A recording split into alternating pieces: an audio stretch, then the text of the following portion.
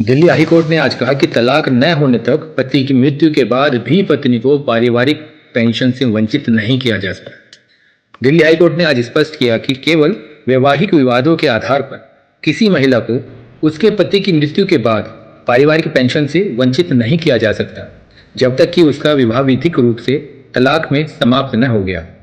न्यायमूर्ति नवीन चावला और न्यायमूर्ति मधु जैन की खंडपीठ ने कहा कि पति पत्नी के बीच विवाद होने का अर्थ यह नहीं है कि पत्नी का पेंशन पाने का अधिकार समाप्त हो जाता है।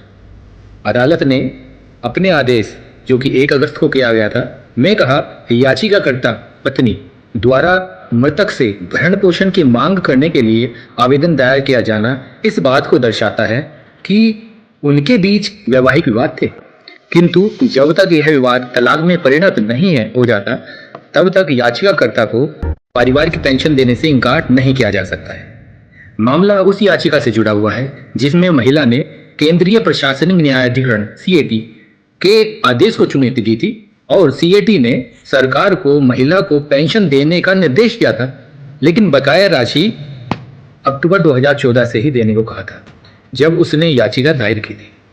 महिला के पति का निधन सितंबर 2009 में हो गया था, जबकि उसने पारिवारिक पेंशन का दावा वर्ष 2013 में पेश किया।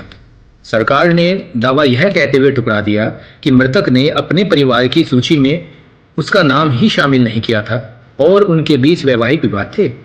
अदालत ने सरकार की आपत्तियों को खारिज करते हुए कहा कि आवेदन में देरी पत्नी के अधिकार को समाप्त नहीं कर सकती। अदालत ने कहा, हम मानते हैं कि इस आधार पर याचिकाकर्ता को पारिवारिक पेंशन से वंचित नहीं किया जा सकता है। खंडपीठ ने यह भी स्पष्ट किया कि पति द्वारा पत्नी का नाम परिवार सूची में न लिखाना उसके विधिक अधिकार को समाप्त नहीं कर सकता। कोई अन्य वैध दावा न होने की स्थिति में वह पेंशन पाने की हकदार है। अदालत CAT का आदेश रद्द करते हुए महिला को उसके पति की मृत्यु, जो कि सितंबर 2009 में हुई थी, से ही पारिवारिक पेंशन देने का निर्देश दिया। साथ ही सरकार को 4 माह के भीतर सभी बकाया राशि ब्याज सहित अदा करने का आदेश दिया गया। धन्यवाद।